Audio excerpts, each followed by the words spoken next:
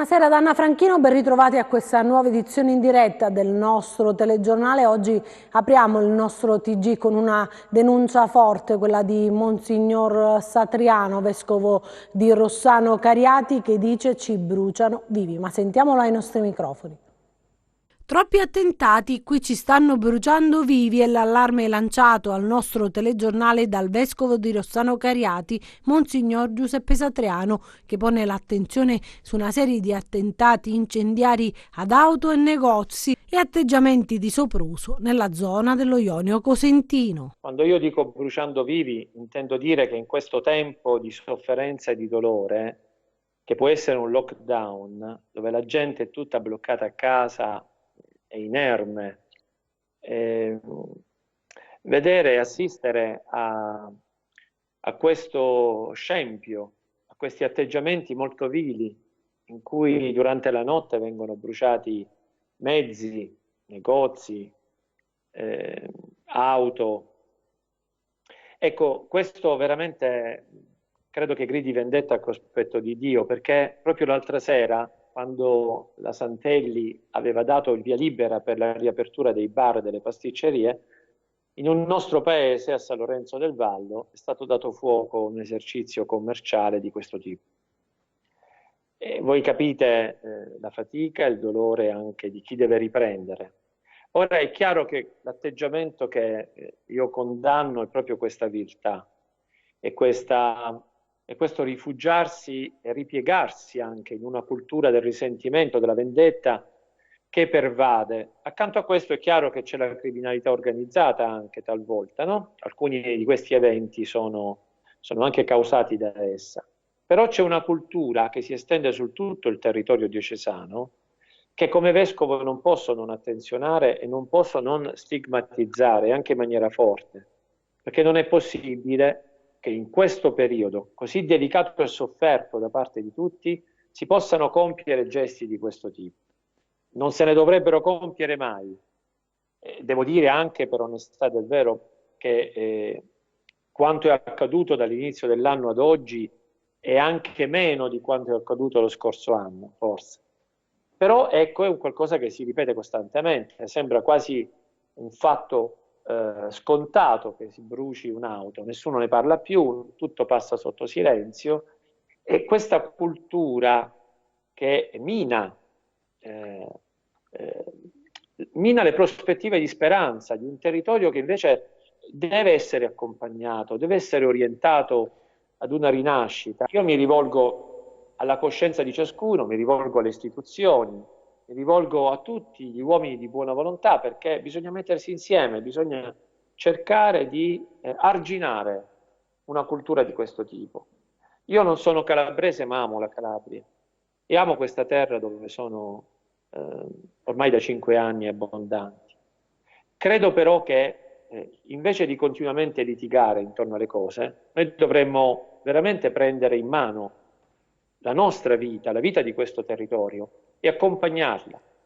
Noi viviamo in un territorio anche che è stato mortificato dalla chiusura del tribunale e di questo chiaramente ne paghiamo anche le conseguenze in questi termini, perché un presidio di giustizia come quello sicuramente aveva un suo monito da offrire con la sua presenza. Mancando anche quello, noi siamo un po' impoveriti da questo punto di vista. Adesso una notizia positiva che ci arriva invece dal bollettino regionale sul coronavirus, perché oggi si registrano 0 contagi. Secondo il bollettino diramato dalla Regione Calabria, ad oggi sono stati effettuati 35.975 tamponi. Le persone risultate positive al coronavirus sono 1.112, 0 in più rispetto a ieri. Quelle negative sono 34.863. Territorialmente i casi positivi sono così distribuiti: a Catanzaro 46 in reparto, 2 in rianimazione, 66 in isolamento domiciliare, 69 guariti e 32 deceduti. A Cosenza 25 in reparto, 298 in isolamento domiciliare, 104 guariti e 29 deceduti. A Reggio Calabria 21 in reparto, 2 in rianimazione, 131 in isolamento domiciliare, 83 guariti, 16 deceduti. A Crotone 8 in reparto, 58 in isolamento domiciliare, 41 guariti e 6 deceduti. Mentre a Vibo 56 in isolamento domiciliare, 14 guariti, 5 deceduti. Il totale dei casi di Catanzaro comprende soggetti provenienti da altre strutture e province che nel tempo sono stati dimessi. Un paziente ricoverato all'ospedale pugliese di Catanzaro e di Taranto. Si precisa che anche al Policlinico di Germaneto sono stati ricoverati 2 pazienti provenienti da altre province. Le persone decedute vengono indicate nella provincia di provenienza e non in quella in cui è avvenuto il decesso.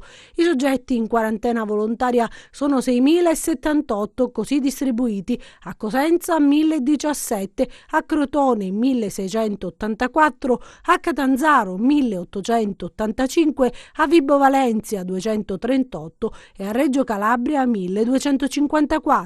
Le persone giunte in Calabria ad oggi che arrivano da zone a rischio e si sono registrate al sito della regione sono 18.403, di cui rientri registrati per ritorno alla residenza dal 4 maggio 1289. Nel conteggio sono compresi anche 2 pazienti di Bergamo trasferiti a Catanzaro, mentre non sono compresi i numeri del contagio pervenuti dopo la comunicazione dei dati alla Protezione Civile Nazionale. Ed è proprio di questa sera la notizia che sale a 28 il numero dei decessi per coronavirus fra gli anziani trasferiti all'inizio di aprile dalla RSA Domus Aurea di Chiaravalle Centrale nel capoluogo regionale e ricoverati fra il Policlinico Universitario Mater Domini e l'ospedale pugliese. Nel reparto di malattie infettive del Policlinico è deceduta una signora di 77 anni proprio della provincia di Catanzaro, che era giunta, secondo fonti ospedaliere, già in condizioni molto gravi. La struttura socioassistenziale è diventata, per numero di contagi fra degenti e operatori positivi, un vero e proprio focolaio di Covid-19. Adesso sentiamo le parole del sindaco di Rogliano, che insieme ad altri positivi ha deciso di donare il plasma. Il prossimo 7 maggio terminerà anche il periodo di quarantena imposto e poi il sindaco di Rogliano piano piano tornerà alla normalità, se così si può dire, per chi comunque ha combattuto e sconfitto il nemico numero 1, il coronavirus. Io mi sto riprendendo tranquillamente, sto facendo un po' di fisioterapia a casa, ovviamente su indicazione di una fisioterapista. Sto cercando di riprendere le forze, soprattutto di riprendere quelle che sono le funzioni dei muscoli delle gambe, perché ancora lì ho un po' di problemi. Donerà il plasma insieme ad altri pazienti che sono riusciti a sconfiggere il Covid, così da essere di aiuto per gli altri. Io giovedì finirò la quarantena che mi ha ordinato appunto il reparto di Cosenza, il professor Mastroianni, e già giovedì sono prenotato per fare le analisi di routine, e in quella sede sia io sia altre persone di Rogliano, i vigili, il vice sindaco, il consigliere Simarco, abbiamo detto sì alla proposta di donare il plasma, perché questo gesto secondo me è un gesto doveroso, soprattutto da parte nostra rispetto a quello che abbiamo passato, per dare la possibilità ad altri di poter guarire. I contagi però a Rogliano, ci conferma il primo cittadino, sono tenuti sotto controllo. Ieri abbiamo avuto, registriamo due nuovi casi positivi che sono già in isolamento da parecchio tempo e che provengono appunto da un nucleo familiare dove c'era appunto un soggetto che era affetto da Covid. Quindi la situazione stava pian piano venendo alla normalità. Negativi invece i tamponi dei sanitari dell'ospedale di Castrovillari, lo conferma il sindaco ai nostri microfoni, lanciando un allarme invece economico e proponendo di destinare le risorse degli eventi programmati ad un'ampia fascia di persone escluse invece dai bonus statali. Tirano un sospiro di sollievo al Ferrari di Castrovillari dopo l'esito dei tamponi e il sindaco della città a confermare la buona notizia. Gli altri 44 tamponi che sono stati fatti a coloro che avevano avuto comunque contatto diretto con il paziente è risultato poi positivo, anche se attualmente il terzo tampone è risultato negativo, ma questo probabilmente vuol dire che è già in fase di guarigione. Ecco, una bella notizia per la città, perché temevamo un contagiato all'interno dell'ospedale, visto quello che è successo in altre strutture, poteva creare e generare grande apprensione e grande preoccupazione. Nella città del Pollino l'ordinanza regionale sull'apertura di bar e ristoranti resta inapplicata, la città è vuota, la situazione economica preoccupa l'amministrazione che valuta di sostenere quelle attività escluse dai bonus statali con le risorse non spese per le iniziative programmate e non realizzate a causa del Covid. Queste risorse noi in qualche modo dobbiamo utilizzarle per aiutare questi settori. Pensiamo alle scuole di danza, che non rientrano nemmeno all'interno di quelli che possono essere i bonus, proprio perché sono organizzate sotto forma di associazioni. Io spero che nel nuovo decreto queste categorie sono state contemplate. Sostenere l'informazione, sostenere la comunicazione, sostenere la cultura, sostenere lo spettacolo, tenendo presente che noi queste risorse le avevamo previste. Adesso con una richiesta formale i sindaci della provincia di Cosenza hanno chiesto più controlli e più prevenzione per i rientri previsti nei prossimi giorni. E a firma dei 64 sindaci della provincia di Cosenza la richiesta di attivazione del servizio di prevenzione sanitaria emergenziale sistematica per coloro i quali rientrano da altre regioni per tornare presso il proprio domicilio, abitazione e residenza.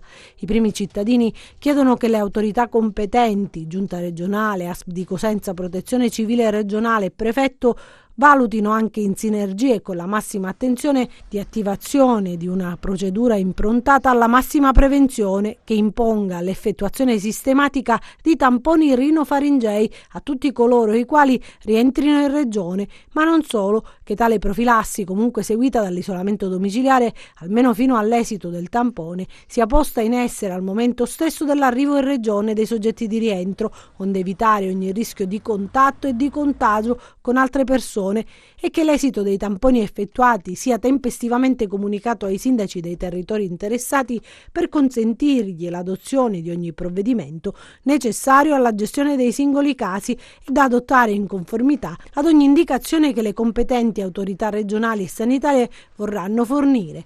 Una proposta più gravosa da un punto di vista organizzativo, ma di assoluto buonsenso e di oggettiva condivisibilità che costituisce senza alcun dubbio un valido quanto essenziale strumento di prevenzione del rischio di diffusione del Covid-19. In questo momento drammatico, concludono poi i primi cittadini, il futuro della Calabria dipende da noi. Adesso ci spostiamo nella città dello Stretto, dove il sindaco metropolitano di Reggio, Giuseppe Falcomatà, ha incontrato i rappresentanti delle federazioni delle categorie di barbieri, parrucchieri ed estetisti, alcune fra le professioni più provate dall'emergenza sanitaria in atto. Vediamo com'è andata. Un documento per chiedere una mano al sindaco di Reggio Calabria lo hanno redatto parrucchieri ed estetisti che si sentono una categoria messa da parte, chiedono un aiuto per anticipare la loro riapertura prevista dal decreto del Presidente del Consiglio dei Ministri il prossimo 1° giugno. Questa mattina ho incontrato i rappresentanti delle federazioni, i rappresentanti delle federazioni dei parrucchieri, dei barbieri, degli estetisti della nostra città. È stato un incontro nel quale si sono approfondite quelle che sono le loro richieste, le loro esigenze, i loro bisogni. Abbiamo parlato purtroppo dell'alto abusivismo che c'è in queste settimane a causa del perdurare della chiusura dei loro esercizi commerciali. Mi hanno portato un documento con quelle che sono le loro richieste. Io ho detto cosa sta facendo l'amministrazione comunale di concerto anche con Camera di Commercio, e noi stiamo spingendo per fare in modo che il governo nazionale anticipi il prima possibile l'apertura dei negozi di parrucchieri, di barbieri, di centri estetici, anche perché oggettivamente sono quelli che già in epoca pre-coronavirus dovevano dotarsi delle strumentazioni per mantenere la sicurezza e l'igiene dei loro locali, quindi in qualche modo sono più pronti rispetto ad altri a partire. Cambiamo argomento, cresce il bisogno delle famiglie a Cosenza, dove la Terra di Piero distribuisce spese alimentari e pasti caldi ogni settimana. Spiega Sergio Crocco, sono necessari 15.000 euro per dare risposta alla necessità, risorse che vengono donate all'associazione che ha una vasta rete di volontari. Rosalba Baldino. Sentiamo. Lavorano ininterrottamente i volontari della Terra di Piero a Cosenza. Nell'ultima settimana hanno consegnato 1.022 spese alimentari alle famiglie bisognose. In giro tutto il giorno per la città, sulle auto e sui furgoni c'è scritto emergenza Covid. La quarantena ha creato nuove povertà, chiamiamo le cose con il loro nome, c'è fame, gente che non può permettersi un pasto caldo. Così oggi sono 574 le persone a cui si prepara anche la cena. Si va avanti da 2 mesi. Noi siamo partiti il 12 di marzo, servendo 30 famiglie che conoscevamo personalmente, abbiamo detto non possiamo lasciarli soli.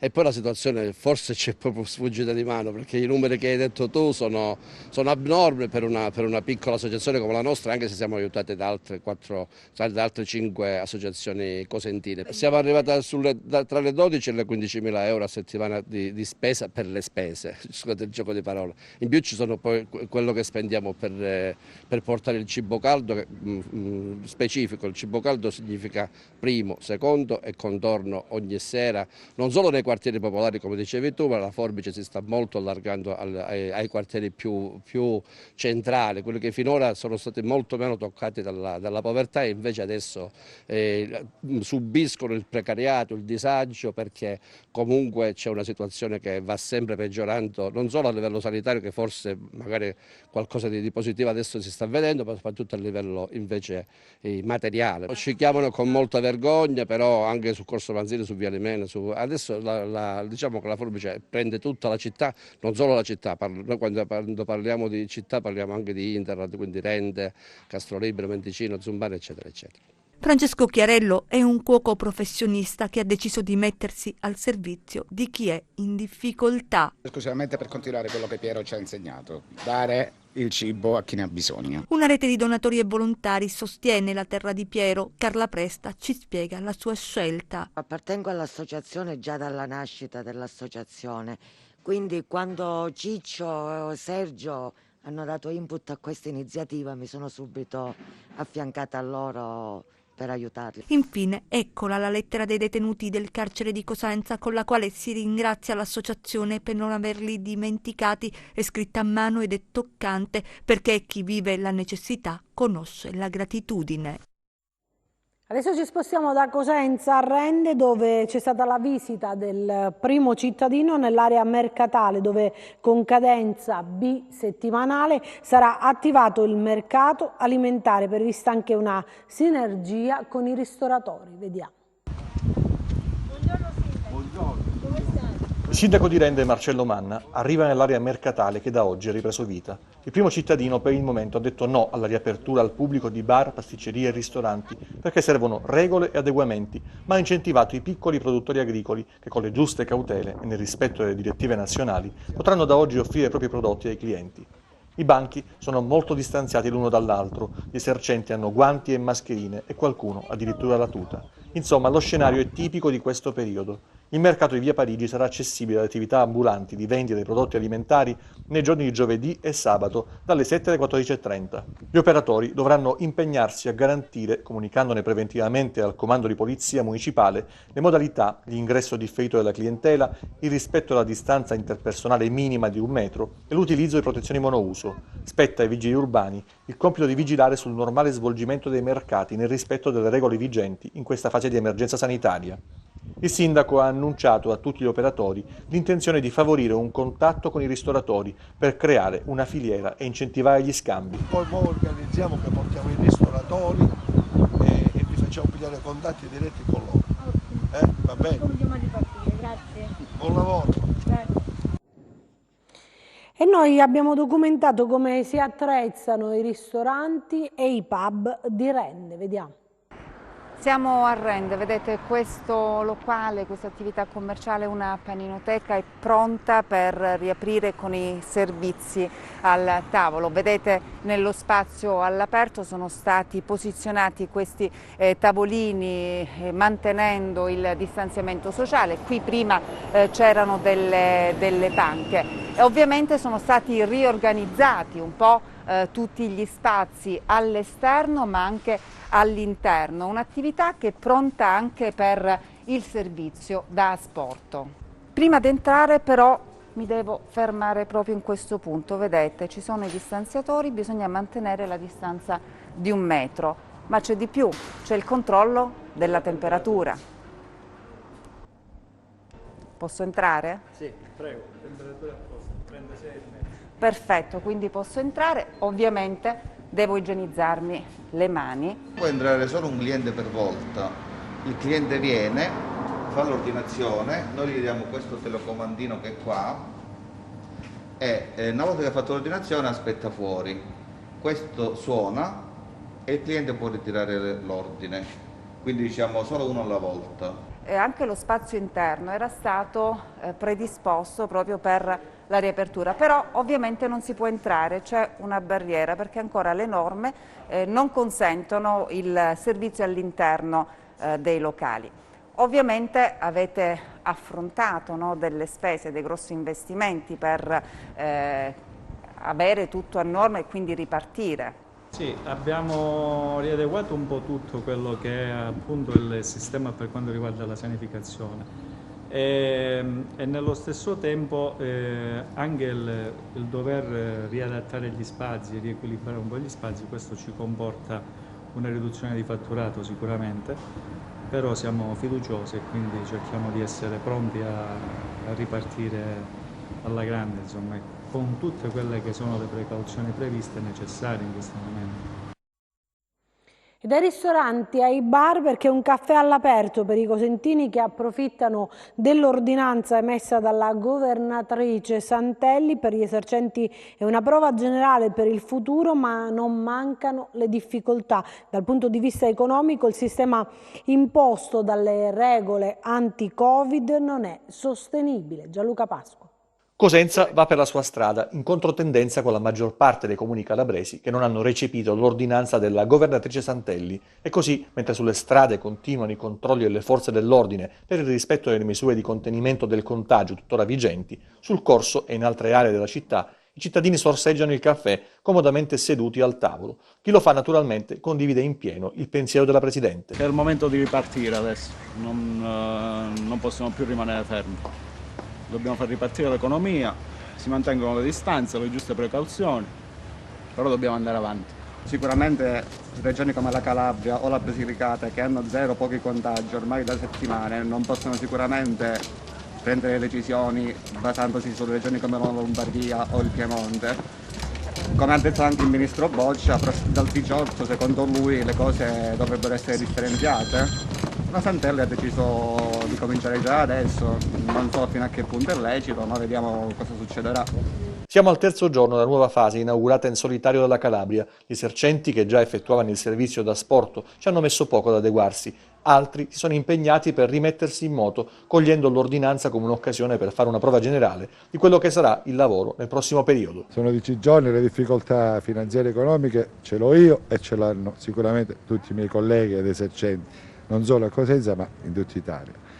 Io l'ho fatto meramente per un discorso mentale di portare queste vaschette a casa, ma il ritorno economico assolutamente non ci siamo, assolutamente, è solo meramente mentale. È evidente che noi stiamo facendo le prove generali, non abbiamo nessuna velleità naturalmente di mettere a rischio nessuno, però per noi è importante dopo 2 mesi di stop assoluto di attività che accolgono migliaia di persone nelle nostre giornate, cercare di ripartire. Cerchiamo di riuscire a mettere in campo o quantomeno a fare uno schema dalle prescrizioni che sono contenute in questa ordinanza per vedere quale può essere lo sviluppo per l'accoglienza dei nostri clienti in assoluta sicurezza. Ed ora la cronaca con un bimbo di 5 anni ricoverato all'Annunziata perché caduto da un balcone.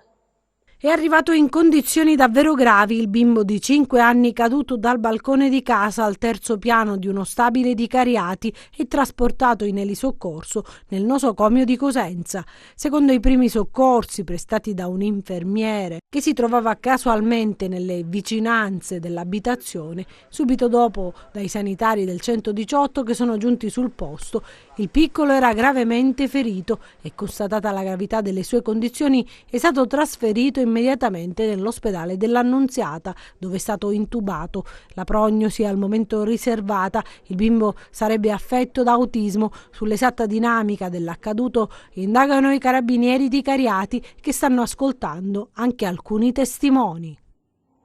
Ora a Cosenza, dove spazzatura e topi su via Panebianco, la denuncia è di un nostro telespettatore.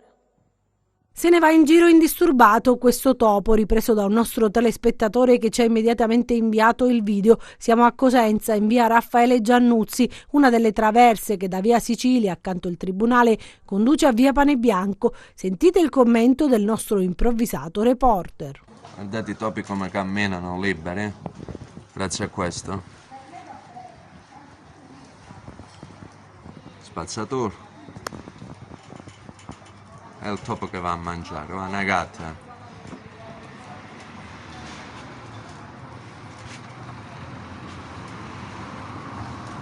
Pesa minimo 5 kg. Immagini eloquenti. Adesso ci spostiamo a Paola per i festeggiamenti di San Francesco a porte chiuse. È un'atmosfera surreale quella che si respira al santuario di San Francesco di Paola, proprio nelle 3 giornate in cui migliaia di fedeli partecipavano ai solenni festeggiamenti in onore del santo patrono della Calabria. È una festa anomala, ma questa anomalia non ci impedisce, di vivere San Francesco e la sua festa. In questo momento subito chiederei il termine di questa emergenza che sta ferendo tanti cuori e tante famiglie. E poi a San Francesco chiederei che davvero intervenga con il suo particolare patrocinio, con la sua protezione per far ritornare il lavoro. Le giornate dei festeggiamenti quest'anno eccezionalmente si riducono fondamentalmente solo alla giornata del 4 di maggio, che è il giorno della festa regionale in onore del santo, e alle ore 11 in diretta sui mezzi di comunicazione del santuario, Facebook, YouTube e il sito internet, avremo in diretta la celebrazione della Santa Messa con il Vescovo di Cosenza, Monsignor Francesco Nolè, alla presenza del Sindaco di Paola e del Presidente della Regione Calabria, l'Onorevole Iole Santelli. Quindi seguiteci, celebreremo a porte chiuse, ma i mezzi di comunicazione apriranno una finestra sul mondo per quanto riguarda i festeggiamenti a Paola e i festeggiamenti regionali. Le celebrazioni religiose saranno dunque svolte rigorosamente a porte chiuse, non sono previsti festeggiamenti civili che potrebbero essere però solo rimandati. C'è una alchimia che si è sprigionata e che ci fa vivere questo 4 maggio in questa maniera. Ovviamente ci sarà modo, perché le cose stanno andando in un certo modo, siamo contenti. C'è un mondo del volontariato che si è messo in moto in maniera stupenda. Forse questa pandemia ci ha aiutato anche a ritrovare uno spirito nuovo per essere cittadinanza attiva. Quando tutto sarà passato ci sarà modo di festeggiare. Adesso faremo festa nel cuore. E adesso noi vediamo le previsioni del tempo.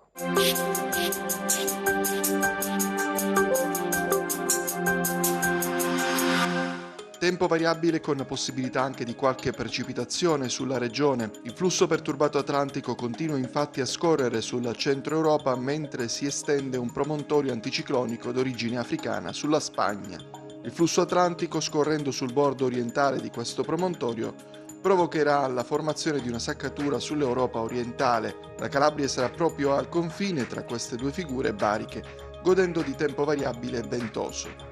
Domani cielo parzialmente nuvoloso pressoché ovunque con piovaschi sparsi su Vibonese e Reggino Tirrenico. Dal pomeriggio aumento della nuvolosità sulle aree nord del Cosentino in estensione sul resto della provincia Abruzia, con rovesci sparsi più probabili sui versanti ionici e zone interne. Ancora una giornata ventosa sui versanti ionici del Reggino e del Catanzarese. Temperature stazionarie, passiamo a mari e venti.